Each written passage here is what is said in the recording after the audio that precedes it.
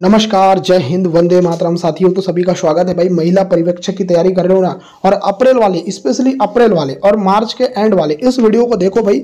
मैं आपको यहाँ पर कुछ ऐसी चीज़ें बताऊंगा ना जो आपके एग्जाम में आपको क्रैक करने में काफ़ी हेल्प करेगी। और मैं आपको ये भी चीज़ बताऊंगा कि भाई एग्ज़ाम क्रैक करना है ना तो हमारे से जुड़ जाइए, ठीक है। बहुत सारे लोग हमसे जुड़े हैं, देखो आप भी जुड़ सकते हो। मैं आपको बताऊंगा प्रोसीजर क्या है। पहले तो क्वेश्चन देखो भाई, प्रोटीन का सर्वप्रमुख स्रोत क्या है। देखो आपका जो पोषण और स्वास्थ्य है ना, उसमें से क्वेश्चन घुमा के आपको आ रहे हैं। ये डायरेक्ट नहीं पूछेगा, आपको थोड़ा घुमा के पूछेगा, परंतु आपको बन जाएगा, क्योंकि अगर आपको बेसिक कॉन्सेप्ट क्लियर है तो आपको बनेगा ही बनेगा। प्रोटीन का सर्वप्रमुख स्रोत क्या है सर, तो आंसर जो आ जाएगा वो आ जाएगा सोयाबीन। देखो सोयाबीन जो होता है ना, उसमें ना 46% प्रोटीन होता है सर। और ये जो होता है ना सर्वप्रमुख जो है आपका स्रोत होता है प्रोटीन का, ठीक है। चलो अब देखते हैं हम सेकंड क्वेश्चन। पूछा जा रहा है कि डिप्थीरिया का निदान करने के लिए किस परीक्षण का उपयोग किया जाता है। देखो ये question very very important question है। आप लोग ये बताएंगे मुझे कि डिप्थीरिया जो है उसमें कौन सा प्रभावित अंग होता है, ये आप कमेंट सेक्शन में बताएंगे। और आप लोग ये भी बताएंगे मुझे कि आपका एग्जाम कब है, किस शिफ्ट में है। आपको मैं गाइडेंस करूंगा, क्या बताऊंगा, पांचों क्वेश्चन में डिटेल बताता हूं कि आपको कैसे एग्जाम क्रैक करना है। पूरा देखना, कमेंट करना कि कहां से बिलोंग करते हो, क्या नाम है आपका और आपका एग्जाम कब है, ठीक है। ये करना जरूरी है भाई हमारे, अगर आप चहीते बनना चाहते हो। डिप्थीरिया का निदान करने के लिए किस परीक्षण का उपयोग किया जाता है सर, इसका जो नाम है ना वो सिक टेस्ट है। क्या है सर, सिक टेस्ट है ना। आपको दो चीज बताना है डिप्थीरिया के बारे में। एक तो ये बताना है कि डिप्थीरिया का जो टीका है वो कब लगाया जाता है। दूसरी चीज ये बताना है कि डिप्थीरिया जो होता है ना उसमें प्रभावित अंग क्या होता है। ये दोनों चीज आपको कमेंट सेक्शन में बताना है। देखते हैं भाई हमारे स्टूडेंट में कितना दम है। थर्ड क्वेश्चन देखो, हैंसेन रोग के रूप में किसको जाना जाता है। Mycobacterium tuberculosis, Mycobacterium leprae, mycoplasma और क्लोस्ट्रीडियम। तो देखो यहाँ पर देखो ये क्वेश्चन बहुत बढ़िया है सर। अगर हम बात करते हैं ना सर इस क्वेश्चन की, क्वेश्चन नंबर तीन अगर हम बात करते हैं ना सर, देखो ये क्वेश्चन इतना प्यारा क्वेश्चन है ना, ये क्वेश्चन एग्जाम में आ सकता है। देखो इसका जो आंसर आ जाएगा माइकोबैक्टीरियम लेप्राई, है ना। इसका आंसर क्या आ जाएगा सर, माइक्रोबैक्टीरियम लेप्राई, ये आंसर आएगा इसका, ठीक है। ये आंसर आएगा, ठीक है, बहुत बढ़िया। चलिए बीएमडी परीक्षण किया जाता है किसकी पहचान करने के लिए। देखो पहला दिया है डेंगू ऑप्शन, थोड़ा सा ऊपर दे दिया गया है, मलेरिया, ऑस्टियोपोरोसिस और एड्स। देखो भाई बीएमडी परीक्षण किसके लिए किया जाता है, आपका आंसर आ जाएगा सर ऑस्टियोपोरोसिस के लिए, है ना। बीएमडी परीक्षण ऑस्टियोपोरोसिस के लिए दिया जाता है सर। आपको यह भी बताना है कि बीएमडी का फुल फॉर्म क्या होता है। देखो मैं ये साथ करा चुका हूं आपको, है ना। तो बीएमडी का फुल फॉर्म आपको बताना है। चलो आगे देखो, भारी मात्रा में अल्कोहल पीने वाले लोग मरते हैं रुधिर कैंसर से, यकृत के उदर कैंसर से, सिरोसिस से, या हृदय पेशियों के कमजोर होने के कारण कार्डियक अरेस्ट से। तो आपको पता ही है भाई सिरोसिस से मरते हैं भारी मात्रा में, अगर जो अल्कोहल पीते हैं वो सिरोसिस से मरते हैं। किससे मरते हैं सर, सिरोसिस से। ऑप्शन नंबर क्या आएगा, सी आएगा। काफी लोग डी लगाए होंगे तो गलत है भाई आप लोगों का। चलिए प्रधानमंत्री स्वास्थ्य सुरक्षा बीमा योजना कब लॉन्च की गई। प्रधानमंत्री स्वास्थ्य सुरक्षा बीमा योजना कब लॉन्च की गई, ये बहुत अच्छा क्वेश्चन है। इसका आंसर आ जाएगा 9 मई 2018। यहाँ आंसर लगाएंगे सी आंसर। देखो भाई जो भी लोग ना एग्जाम क्रैक करना चाहते हैं भाई, पीडीएफ से तो आपको पढ़ना ही पड़ेगा, पर पीडीएफ ऐसी जिसमें एमसीक्यू के साथ डिटेल हो। हम आपको एमसीक्यू के साथ डिटेल विद फुल कोर्स दे रहे हैं, है ना। और आप हमारे चैनल से जुड़ जाओ। देखो भाई मैं आपको नंबर बता रहा हूँ मेरा 8827419259, है ना। ये मेरा ग्रुप है। अगर आप ज्वाइन होना चाहते हैं, अप्रैल वाले एग्जाम क्रैक करना चाहते हो तो ज्वाइन हो जाओ। मैसेज करोगे सर मेरे को ज्वाइन होना है, मैं आपको प्रोसीजर बता दूंगा। हालांकि ये पेड है, जो लोग अफोर्ड कर सकते हैं वही आना, पहले आप जान लेना, फिर उसके बाद आपकी मर्जी है, ठीक है। बाकी मैं आपको कोई चीज़ के लिए फोर्स नहीं करता। और मैं आपको ये भी बता दूं कि ये जो है ना बहुत इंपॉर्टेंट आपका रोल प्ले करेगा आपकी एग्जाम क्रैक करने में। तो ये इसका आंसर क्या था सर, प्रधानमंत्री स्वास्थ्य बीमा योजना का तो 9 मई 2018 था सर, है ना। ये क्वेश्चन तो हमारा बन गया। अब देखो नेक्स्ट, भारत में एड्स का पहला केस किस वर्ष पंजीकृत किया गया। अरे ये एड्स का जब केस की बात आती है ना तो इसका जो आंसर आ जाएगा 1986 में। परंतु भाई ये मैं आपसे ये पूछूंगा कि सर ये जो केस था ये कहाँ पर आया था, ये भी आपको कमेंट में बताना है ना। आज मैं बहुत सारे क्वेश्चन पूछूंगा आपको कमेंट में, आपका मैं नॉलेज टेस्ट लूंगा क्योंकि आप मेरे स्टूडेंट हो, है ना। ये सब मैंने करवा चुका हूँ। चलो 8वां देखते हैं, प्रोटीनों के पाचन में सहायक एंजाइम क्या है। यूरिएज, सल्फेटेज, पेप्सिन और प्रोटीएस। सर इसका जो आंसर आएगा ना वो क्या आएगा सर, इसका आंसर आ जाएगा पेप्सिन। देखो नाम में ना है ना, नाम में ना है लास्ट में, और प्रोटीन में भी ना है। क्या है सर, प्रोटीन में भी ना है, ना से मिल गया, तो प्रोटीन के पाचन में सहायक होता है पेप्सिन, ठीक है। चलो नेक्स्ट देखते हैं। देखो ऐसे क्वेश्चन एग्जाम में आ रहे हैं, थोड़ा से लंबे आ रहे हैं ताकि आपको कंफ्यूज कर सके। एक एग्जामिनर आपको डायरेक्ट क्वेश्चन नहीं पूछेगा, डायरेक्ट पूछेगा तो सब रट्टा मार के एग्जाम पास कर लेंगे, आपका कॉमन सेंस टेस्ट लेगा तो ऐसा ही पूछेगा।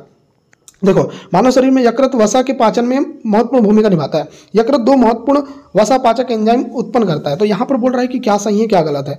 देखो मैं आपको बता देता हूँ, बी आएगा कि दोनों ए और आर दोनों सही है ना, ए और आर दोनों सही है, और आर जो है ए का सही कारण नहीं है। ठीक है, देखो आर में क्या दिया है, यकृत 2 महत्वपूर्ण वसा पाचक एंजाइम उत्पन्न करता है। इसका मतलब ये नहीं है ना कि ये इसका कारण प्रस्तुत करे। तो सर यहाँ पर आप बी लगाएंगे, बिल्कुल करेक्ट। चलिए देखते हैं 10 अधिकतर एंजाइम क्या होते हैं, प्रोटीन होते हैं सर, वसा होते हैं, अम्ल होते हैं, क्षार होते हैं।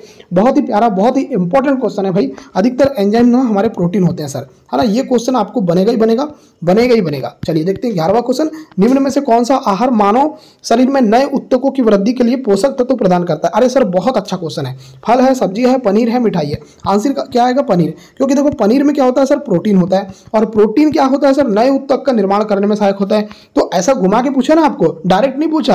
डायरेक्ट ये पूछ देता कि भाई प्रोटीन क्या करता है, डायरेक्ट नहीं पूछा, आपको पनीर पूछा, क्योंकि पनीर के अंदर ही प्रोटीन होता है। देखो ऐसा पूछा जाता है, और बच्चे फिर बोलते हैं कि एग्जाम में आपने जो पढ़ा है वो आया नहीं। अरे कॉमन सेंस भी आपको लगाना है ना। हम आपको पढ़ा देंगे, पर इसका मतलब ये नहीं है कि वहां पर आपको जो घुमा के पूछेगा वो सिलेबस से नहीं आया, सिलेबस से ही आ रहा है। तो 165 160 नंबर कैसे आ रहे हैं लोगों के, आ रहे हैं ना। तो वो लोग कॉमन सेंस यूज कर रहे हैं।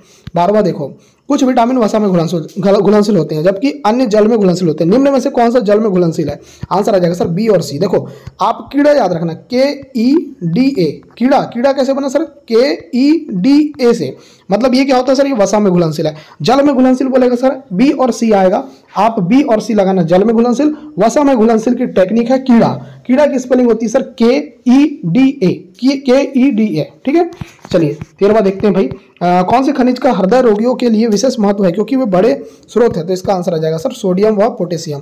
क्या आंसर आ जाएगा सर, सोडियम और पोटेशियम। ठीक है, चलिए यहाँ पर देखो, सोडियम और पोटेशियम शरीर में द्रव संतुलन बनाए रखते हैं और हृदय की धड़कनों को नियंत्रित करते हैं। पोटेशियम उच्च रक्तचाप को नियंत्रित करने में मदद करता है, जो हृदय रोगियों के लिए महत्वपूर्ण है। चलिए ये भी क्वेश्चन।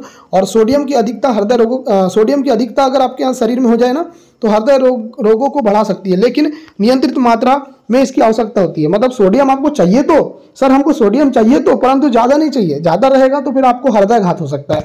और यहाँ पर देखो पोटेशियम उच्च रक्तचाप को नियंत्रित करता है, जो आपका हाई ब्लड प्रेशर है ना उसको नियंत्रित करने का काम पोटेशियम करता है। ठीक है, तो दोनों इंपॉर्टेंट है। विटामिन सी का मुख्य स्रोत क्या है सर, देखो विटामिन सी का जो रासायनिक नाम है वो एस्कॉर्बिक एसिड है, और इसकी जो कमी से होने वाला रोग है वो क्या है सर, तो स्कर्वी है, जो मसूड़ों से और दांतों से संबंधित होता है। सर मैं एक चीज आपको और बताना चाहूंगा, और वो ये चीज है कि ये क्लास आपको कैसी लग रही है ये बताना है मुझे, है ना।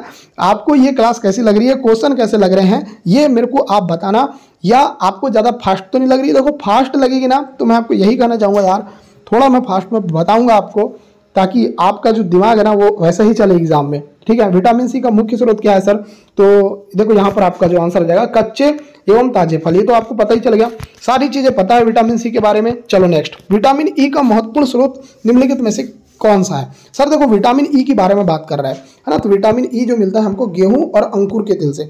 जो भी अंकुरित चीज होगी ना सर, जो भी अंकुरित चीज होगी उससे क्या मिलेगा सर हमको, विटामिन ई। और विटामिन ई जहाँ हमारे मतलब ब्यूटी के लिए भी आवश्यक होता है। हमारे जो फेस है, फेस में जो स्किन है उसके लिए बहुत इंपॉर्टेंट रहता है। इसको सौंदर्य का विटामिन भी बोलते हैं। ठीक है, चलो विटामिन ई का रासायनिक नाम क्या है ये भी आप लोग कमेंट में करके बताना। ठीक है, चलो 16 देखते हैं। देखो यदि कोई व्यक्ति हरी सब्जियां खाना बंद कर दे तो उसे रतौंधी हो जाएगा, उसमें विटामिन ए की कमी हो जाएगी। देखो यहाँ पर दोनों जो दिए हैं, कथन भी दिया है, कारण भी दिया है। अब सही क्या आएगा सर, तो ए आएगा कि देखो ए और आर दोनों सही हैं, और आर जो है वो सही व्याख्या कर रहा है ए की। ठीक है, क्वेश्चन क्लियर है, क्वेश्चन क्लियर है, बन जाएगा आपको। चलो देखते हैं नेक्स्ट 17 देखो, एक मनुष्य को बेरी सूखा रोग व स्कर्वी की बीमारी होगी तो यदि वह नहीं ले रहा है। देखो कौन कौन सा रोग, बेरी सूखा रोग और स्कर्वी, 3 रोग है। बेरी ऐसा ही पूछा जाता है एग्जाम में, डायरेक्ट नहीं पूछा जाता। ठीक है, बेरी सूखा रोग स्कर्वी ये बीमारी होगी तो वह नहीं ले रहा है। क्या नहीं ले रहा है, बेरी मतलब विटामिन B1 है ना, सूखा रोग मतलब विटामिन D, स्कर्वी मतलब विटामिन C। तो किस ऑप्शन में सर, बी ऑप्शन में। तो सर यहाँ पर मैं लगाऊंगा बी आंसर। ठीक है, चलिए बहुत बढ़िया। चलो नेक्स्ट, एक कठोर परिश्रम करने वाले पुरुष की दैनिक ऊर्जा की आवश्यकता कितनी होती है। देखो बहुत अच्छा क्वेश्चन है, इसका आंसर आ जाएगा sir 3000 calorie. 3000 kilo calorie, 3000 kilo calorie sir एक कठोर परिश्रम करने वाले पुरुष की दैनिक ऊर्जा होती है सर। 19 देखते हैं सर, बासमती चावल के दाने पकाने पर लंबे हो जाते हैं क्योंकि उसमें बाहुल्य होता है। किसका सर? तो उसमें एमाइलेज होता है सर। देखो बासमती चावल के दाने पकाने पर क्या हो जाते हैं सर? लंबे हो जाते हैं, तो उसमें एमाइलेज होता है, इस वजह से होते हैं। बी आंसर लगाना। ठीक है, ठीक है, याद रहेगा। चलो, एमाइलेज स्टार्च को तोड़कर चावल के दानों को लंबे और नरम बनने में सहायता करता है। बासमती चावल में अन्य किस्मों की तुलना में अधिक एमाइलेज पाया जाता है। ठीक है, याद रहेगा। चलिए नेक्स्ट, मानव शरीर की धीमी वृद्धि निम्न में से किसकी कमी के कारण होती है? देखो धीमी वृद्धि हो रही है, हमारे मानव शरीर में धीमी वृद्धि हो रही है, तो किसकी वजह से होगी सर? प्रोटीन की वजह से।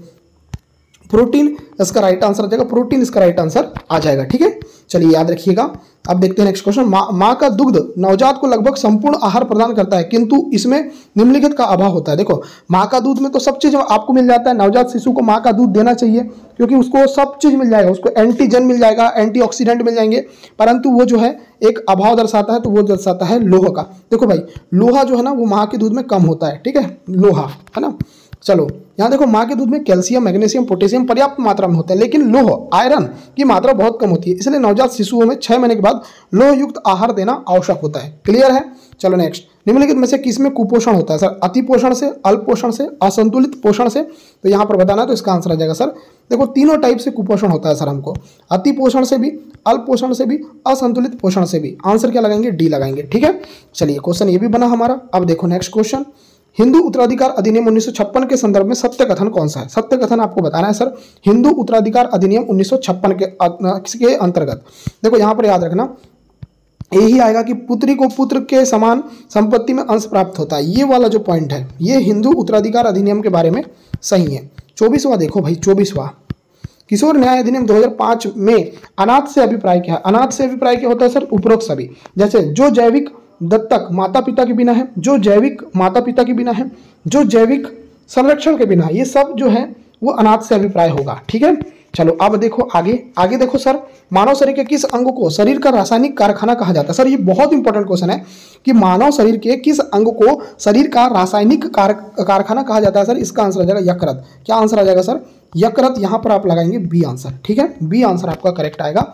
चलिए यहाँ पर देखना, यकृत को शरीर का रासायनिक कारखाना कहा जाता है क्योंकि यह कई महत्वपूर्ण जैव रासायनिक क्रियाओं को नियंत्रित करता है।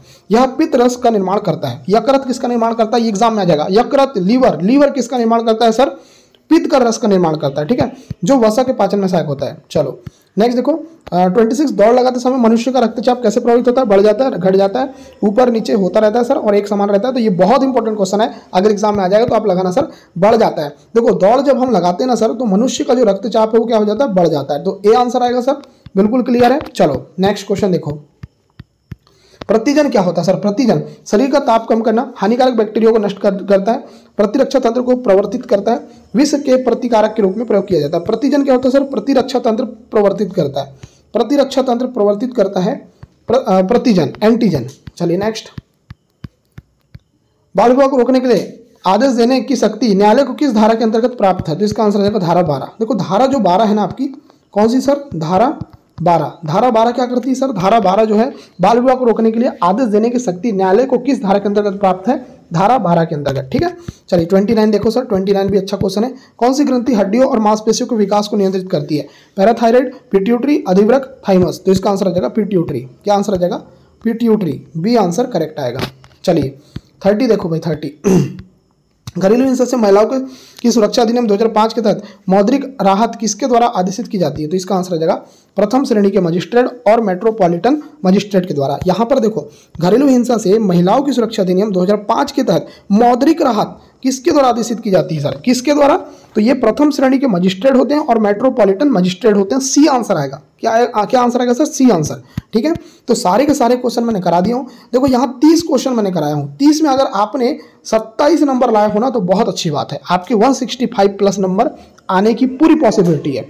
तो भाई अगर आपको ये वीडियो पसंद आई ना तो वीडियो को लाइक करो आप लोग और शेयर करो, चैनल को सब्सक्राइब करो, नोटिफिकेशन बेल को प्रेस करो।